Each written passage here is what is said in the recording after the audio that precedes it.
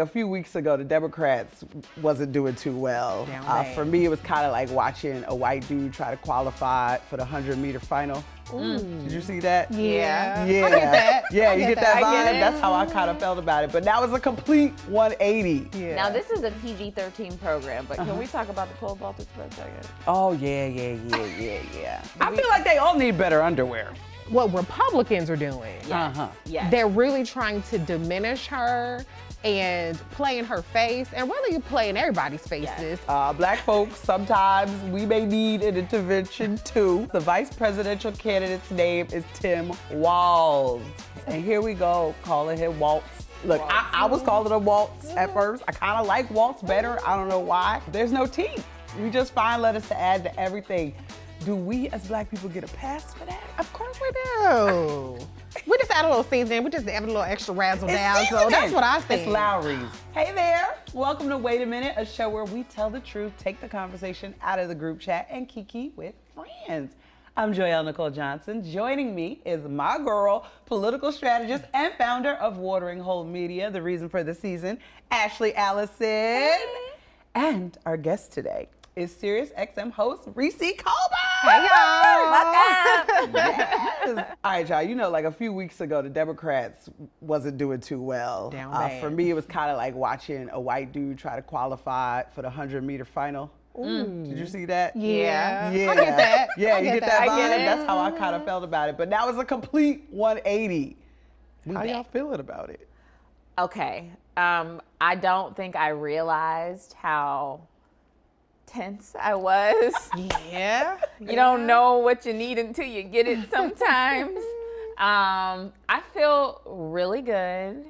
I still think it's going to be a tough 90 or 80 some days to election day.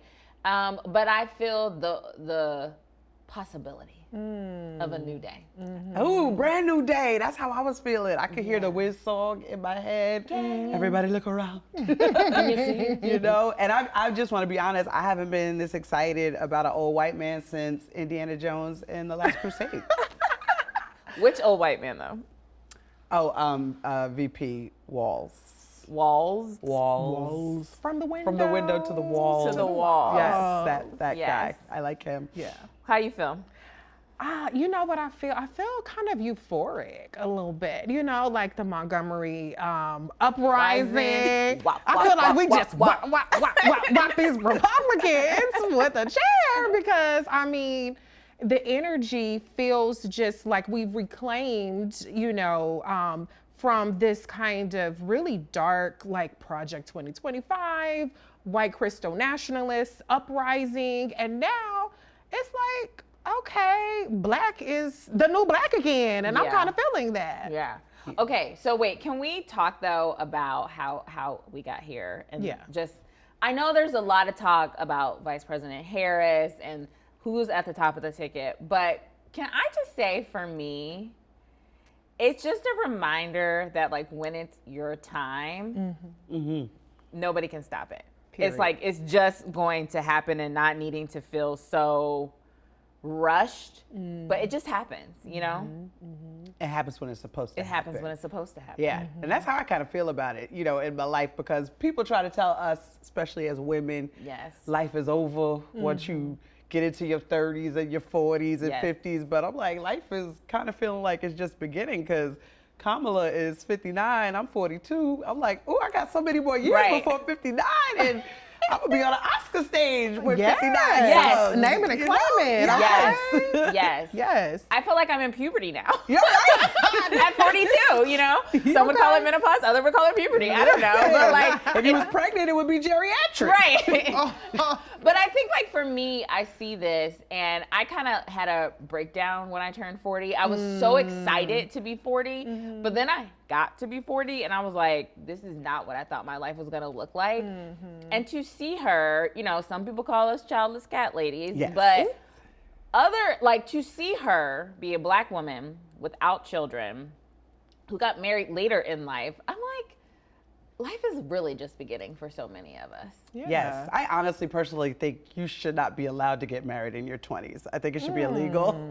I think kids and marriage should not be able to happen before the age of 30. That's just my personal theory. But yeah, I'm a little cougar, so my husband, he got married in his 20s. Yes. But I was in my 30s, so I don't know. We kind of half got there. okay, I Yeah. like I love that. that for you. I like that. How many years separated are y'all? 5. Okay. Yeah, but who's counting? Me and my man is 6 years, so it's like a little Okay. cougarino. There we go. My there mom we was a go. cougar now that I think of it. Yes. She married her. My dad was an athlete, and she was older than him by Look at like that. 7 years. I love that for her. And She athlete. was the beginning of the cougar age, you know? Listen, Mm-hmm. I'm not mad at it. I could be a cougar too. Why not? We gonna put that energy. The young ones are great. They carry stuff up the stairs. Up the stairs. Their backs don't hurt. Listen, we go grocery shopping. He gets all the bags out the back seat of the car. Well, I don't even go into the grocery store. Ooh. I don't That's do the a grocery flex. shopping. I don't Yeah. either, actually. I'm like, I went to the grocery store. I was like, oh, this stuff is $7 up in here. I thought it used to be $2.99. That's how long it's been since I've been to the grocery store because my husband does all that. But yeah, Oh, a little role reversal. No, I mean, who Who's defines the defines roles? roles? We're pushing back against all of that. Speaking of which, Yeah. the vice president has the most supportive husband. Does she not? And it's like Yes. a demonstration of what it looks like. You know, the old Tammy Wynette song, Stand By Your Man. He's like, I'm standing by my lady who is a boss, who runs the world. And it's just a refreshing take Yeah. on what life can look like. It's the new normal, shall we say. Yeah, I think my favorite tweet was somebody posted, she should be Madam President, but he should just still be Doug. And and you like introducing Madam President and Doug. That was Yeah. my favorite thing that's come out. But one thing I kind of love about what VP represents is that, you know, there's so many ways that people try to say what your path is, you know, your pedigree, your racial background, your education, and all of these things. And, you know, a lot when she was coming up, she wasn't Ivy League educated like a lot of her Democratic contenders in the past.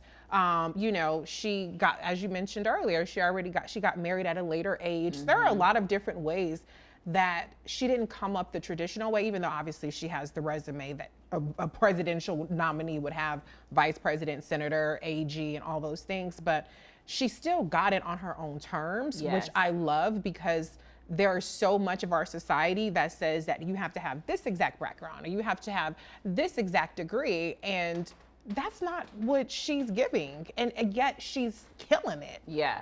I think that it's about the stories that we're told versus the stories we allow to tell ourselves. No one gets to write your story but yourself. Yeah. But for so long, white male patriarchy have been the writers of the story that we thought, okay, in order to ever become the president, you need to be white, you need to be male, you need to have gone to an Ivy League school.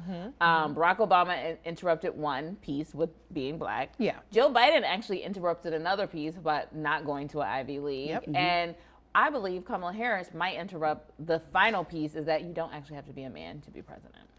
Ooh, I like that interruption. I'm ready for it. We are behind. Like Yeah. to be as we call ourselves, the leaders of the free world, many other countries have understood the assignment, and that when you put a woman in charge, things often get better. Period. And specifically, you know, back in the pandemic times, all of the countries that had female leaders handled the pandemic the best. How about that? Wonder why. I wonder why. Things that make you go, Black folks, sometimes we may need an intervention too. And it ain't just us. The vice presidential candidate's name is Tim Walz. To the window, to the walls. And here we go, calling him Waltz. Look, I was calling him Waltz at first. I kind of like Waltz better. I don't know why, but that's not my business. There's no T. We just find letters to add to everything. Do we as Black people get a pass for that? Of course we do. We just add a little seasoning. We just add a little extra razzle It's dazzle. So seasoning. that's what I think. It's Lowry's. Yeah. some Lowry's. That's it. Okay. I don't even hear myself saying the T, but I do it. And You do? I do, but I know how to say Walz because my mom's maiden name is literally Walls. Okay. Her real name Yeah. is Walz. Yeah. But when you put that LZ, it's something about putting that T in that Yeah. seems like a priority. Now, what I will say is I don't hear myself saying Waltz. But so I don't mind being corrected. But there's a difference between intentionally saying Kamala, Kamala, not Kamala. Yes. Yeah. For real and correct pronunciation versus Waltz because that's the way our ear hears it. So when you hear somebody say it wrong, do you correct people? When they say Kamala wrong? Yeah. Yeah, I got in trouble. Somebody got pissed off at me. And I was like, it's just the correction. Yeah. That's how you say her name. It's Kamala. I mean, to me, it rolls off a little easier. But I give some grace to Black people because we always gotta do a little extra. Because to me, Kamala, to me, that takes more work to say than Kamala. So it depends. Like a Black person, I'll probably be like, okay, you know, Black people, we be saying names wrong. Yeah. But what Republicans are doing, Yes. Uh-huh. Yes. they're really trying to diminish her and play in her face and really play in everybody's faces and try to say, I don't even have to bother to say her name. And so to me, I think that there is a difference between being disrespectful, trying to minimize you, to reject the fact that you're having to pronounce a Black ethnic name, even though it's technically Indian. But you know what I'm saying? Like she a Black woman with an Indian name. That is where I draw the line. Yeah. Yeah. It's intent. Also, and I know that from experience with my simple name, 2 syllables, Joyelle. I think that rolls off the tongue. People fight it hard. I get called everything from Joelle to Julia. Julia is my favorite because I'm like, you're just not even listening Yeah. or caring. And people get upset when I correct them. Yeah. They get upset where I'm just like, hey, I'm Joyelle. And they'll be like, that's what I said. No, you didn't. Yeah. I can hear. I also know my name. But people get upset and I will still correct them. So it's something about people just don't like to be corrected. There's and that. I understand that, but also, come on, get people's names right. Yeah. So I'm Ashley Allison. 2 first names, both start with A. People always call me Allison, and it literally is like one of my biggest pet peeves. And I understand how it's like the last thing you hear is the first thing you remember. Right. So I often just introduce myself as Ashley, and as someone, even though I will correct people in saying Kamala's name right, I rarely actually correct people in saying my name, like when they give me the wrong name, because it technically is one of my names, but it's just not my first name. But talking about adding a little seasoning, this is why I mean intent. I do believe what you're saying, Reecie, in that like the Kamala, the Kamabala, whatever they're gonna say is like it's intentionally diminishing. Waltz is how we hear it. Because you know there are other words. Like for example, I'm from the Midwest, so I naturally said Rihanna. Yes. But then when I got to New York, people were like, it's Rihanna. And I'm like, oh. And then I just saw a clip and it's like, no, it actually is Rihanna. Yes. So that long Midwest A, I was hitting on something. But like, how many of your moms say Walmarts? Oh, my family is definitely like About to go to Walmart's. Let's go to Walmart's. Yeah. Kroger's. Targets. Yes, all of that stuff. And even with the Rihanna thing, I think in my brain, it's the difference between aunt and aunt. Yes. So it's like okay. you want to say the or. Well, New Yorkers and Jersey people want to say Rihanna. Like it's a different A. So that my brain don't do that. I say aunt and aunt depending on the person. Ooh. Okay. You say aunt to white I have people. an aunt. No. No. How does it become racial? It's always racial with me, I have an Reecie. aunt Wendy and an aunt Florida. Okay. Ooh. Okay. And I'm not sure why. I think but I do. Florida. Where Florida at? Is it like She sound like she could cook. Florida or R-E-E-D? Florida? Florida, but oh, okay. Florida. Florida, but it's Florida. I love it. Oh, like her name? Yeah. Oh, I thought it was like I thought you were trying to call me on how I say Florida. I was No, like, no, am I no, saying no, Florida? Florida. Because you know, black people don't have a name. Yo, I literally was like shuddering inside. Like, have I been pronouncing the state of Florida wrong this whole time? Florida. It's Florita. Okay, got Florida. it. Yeah. So I found out I was saying women wrong. I have to work really hard to say it because I would say woman. And like somebody sent me hate mail, like literally emailed me like, I hate the way that you say woman and you say it wrong all the time. And I was woman.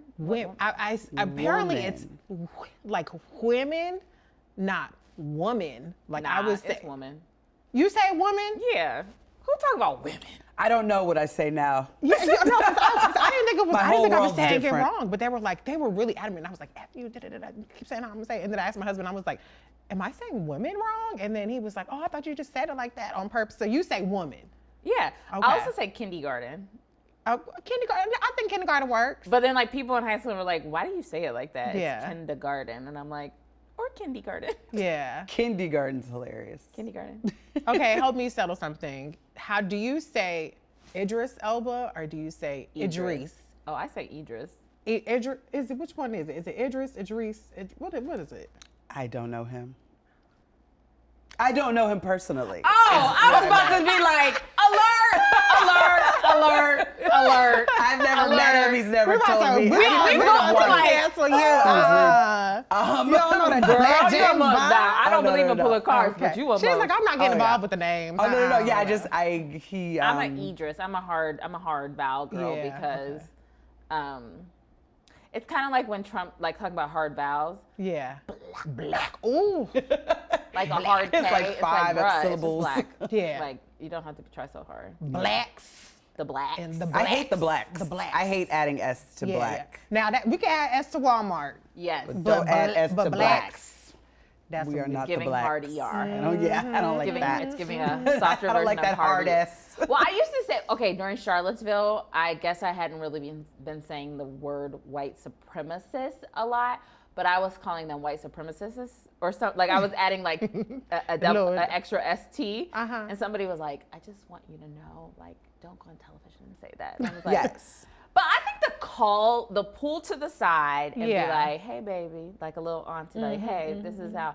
And then if you make a mistake again, it's like, okay, well, Yeah. Right. try harder. Yeah. Don't correct me on TV. Don't correct me on TV. Pull me to Unless the you're doing side. it on purpose. Yeah. And you can tell intent. Yeah. Intent is a lot. Intent's the name of the game. All right, so walls. Walls. Walls. Well, you can't say from the windows to the walls. That doesn't work. No. Window to the walls. Okay. That works. I think we can agree on that. I think we are building something here that is going to be hugely impactful, not just this year, but in so many years to come. Being a part of a very historical moment of like having some really critical conversations.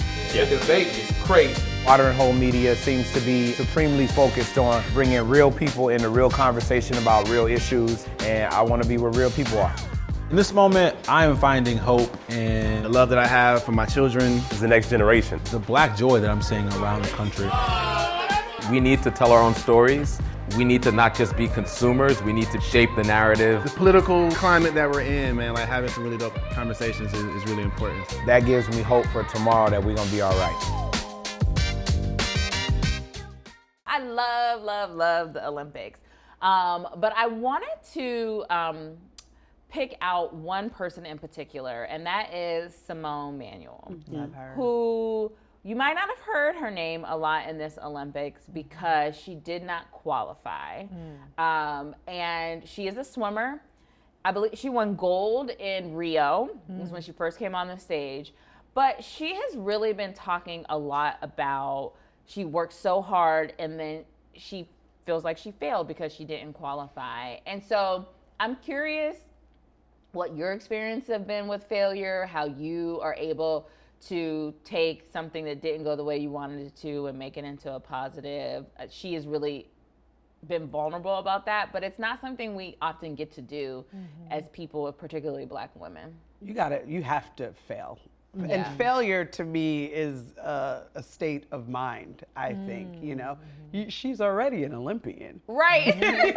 You can't take that away from her. A black female swimmer, okay, they told us we don't swim. They told us because of our hair. We don't get in the water, right? Our bone density, we couldn't flow. Absolutely. So she already turned all of that on its head, and I look at everyone's path. There is no one who's successful that has not had some bumps in the road. I mean, I've bombed on stage in front of many people as a comedian, and that's what separates, you know, the women from the girls, because you got to come back from the bombs. Yes. So not qualifying for the Olympics this year is just a bomb on a very international stage, but she ain't gonna let that stop her. Also, you were already on the stage, girl. Absolutely, you on the There's that stage. part. You on the stage, Yeah. and you know sometimes it don't go the way you thought it was gonna go, but you got to release that from your brain.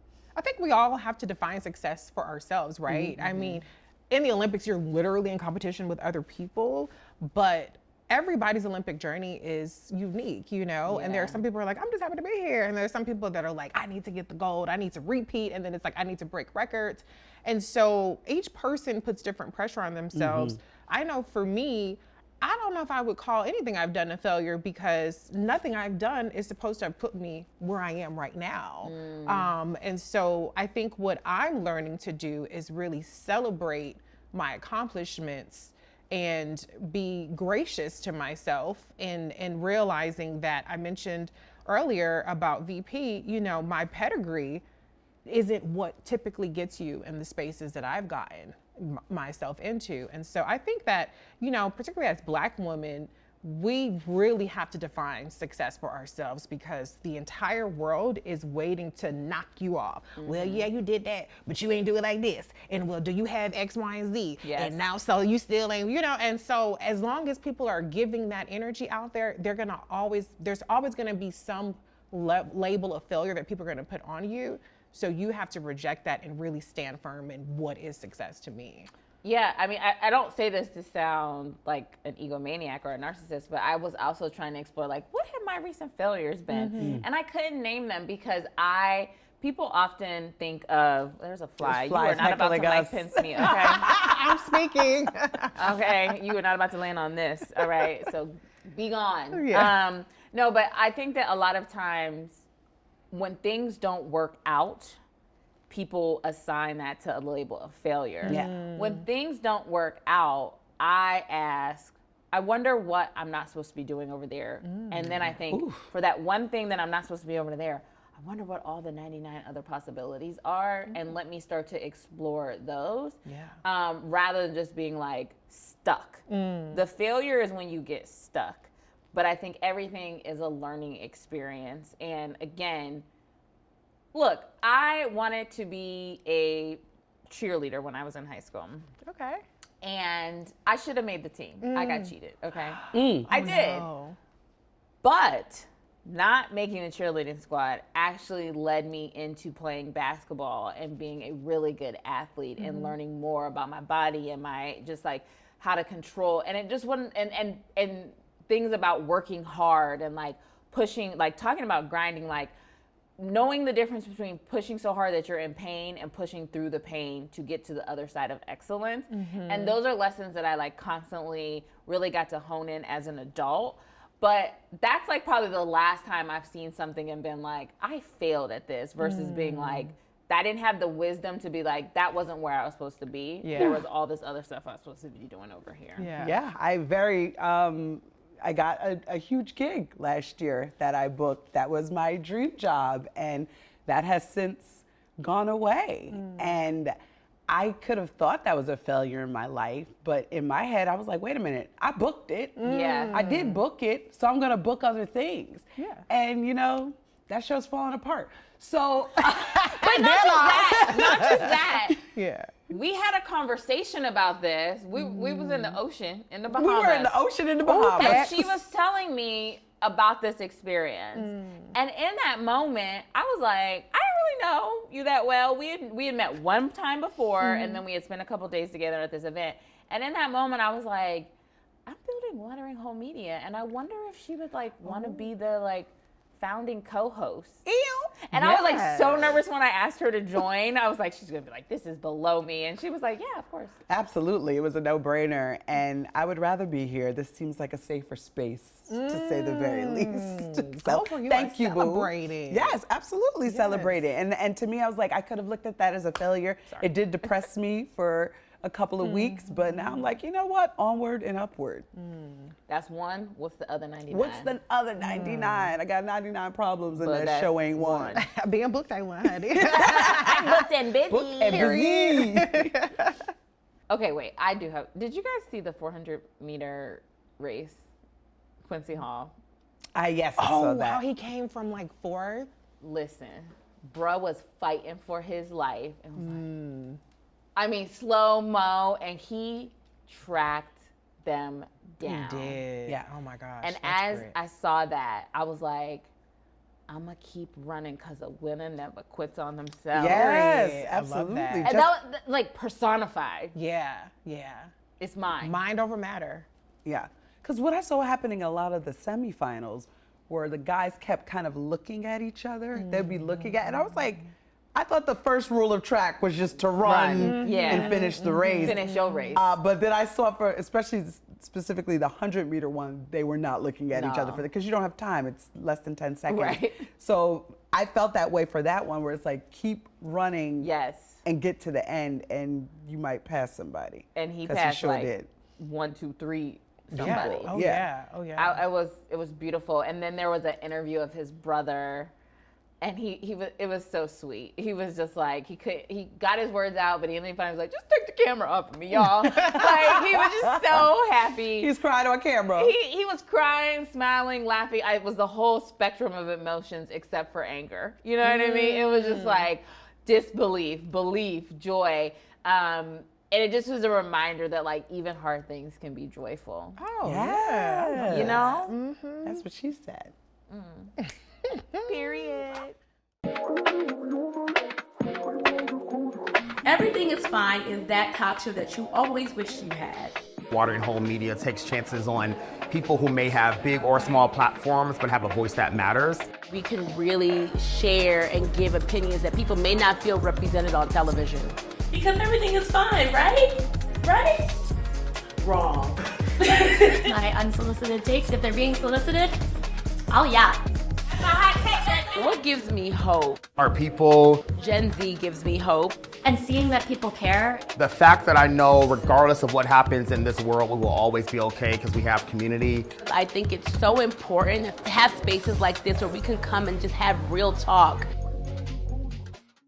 Well, you know, we were talking about the Olympics. One of my favorite moments of all of these Olympic Games was the 3 Black Girl Magic podium with Rebecca Andrade. I don't normally root for, anybody outside the USA, but I wanted that for her. She got the gold. You had Jordan Childs and you had Simone Biles, and the sportsmanship, the camaraderie. Yes. Even though they had a language barrier, I didn't realize that, but that moment on the podium where Simone and Jordan, I was here for it. And then she grabbed their hands. Yes.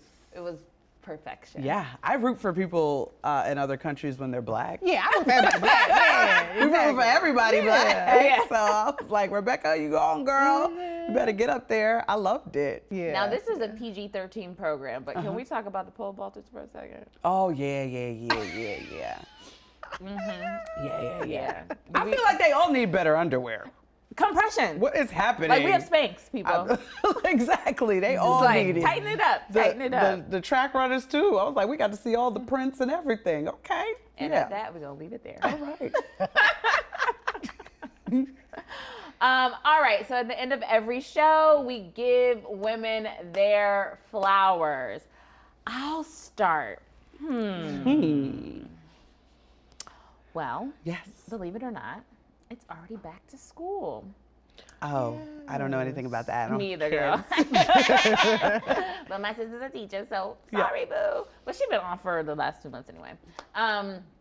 So I want to give my flowers to one of my old teachers. Oh. My kindergarten teacher, Aw. Mrs. Wiltz.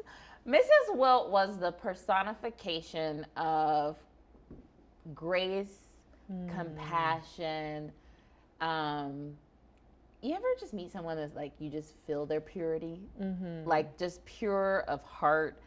And she really, out of all the teachers I have had in life, like I've always felt like people don't see me, but there was something about, and I've been reflecting on this more as I'm an adult, there was something about the way Miss Wilt looked at me, the way Miss Wilt spoke to me, and the way Miss Wilt talked to my parents about me, that knew that I was special and that I wasn't gonna be like the other ones, and that was okay, and we were gonna create space for, that like, I just was a little different, and different is good. So thanks, Miss Wilt. I don't even know if she's like still alive or not, but like, because she was probably in her 50s when she was my teacher, so she would be up there, but she was my favorite teacher, kindergarten, and really had an imprint on me. Yeah. That's sweet. I'm gonna give it to my mom, Oh. Mrs. Yvette Outlaw. I'm very independent and I don't ask permission for anything, and I always like to march to the beat of my own drum, but she's been helping me with my Reecie with the receipts thing, being my little research assistant. And assistant. yeah, I mean, unpaid, it's all volunteer, but she's like, I'm just worried about you because you're doing so much, but I appreciate that that she knows I'm passionate about certain things, and so she has taken it upon herself, as busy as she is, to help me. And so, I mean, that's not the only reason why she deserves her flowers, but just specifically, I would say for this week, I'm gonna give her flowers for really just always being an amazing mom, but for taking something off my plate but still allowing me to do what I love to do. Leave it to a mama to pull the receipts. Yes. Oh, baby, I love that. I'm gonna give my flowers to Simone Manuel and Shelly Ann Frazier and all of the women in the Olympics who didn't get to where I think they wanted to, and I honestly think that that's an amazing story. Shelly Ann Frazier ended up having to drop out because of an injury. There were a number of runners from Jamaica that had to drop out. Simone Manuel didn't qualify, but y'all are still Olympians, and y'all are winners in my heart. So yes, shout out to all the Black women in the Olympics. How about that? I just realized Miss Wilt is white, and I gave her my flowers, but that's okay. We can get white flowers. We can get white flowers, right? Yeah. Okay. Give her a little carnation. It's your show. It's my show. I'll make the rules, people. Period. Yes. No men though. Solidarity. Well, we now have solidarity more throughout the country. We really do. We really do. And in fact, we need it now more than ever. Yeah. Hallelujah, okay? don't we? Yes. Now more than ever is like, we all can have a seat at the table. You don't even need to bring your own chair. We will have chairs for you. Yes. Just make sure when we come to your table, you got a chair for us too. It's the end of the show. Thanks for watching Wait a Minute. Be sure to let us know what you think about the topics discussed in the comments. Also, don't forget to subscribe and turn on your notifications. You can find us on the socials at Watering Hole Media. And that's all for now. See you next week.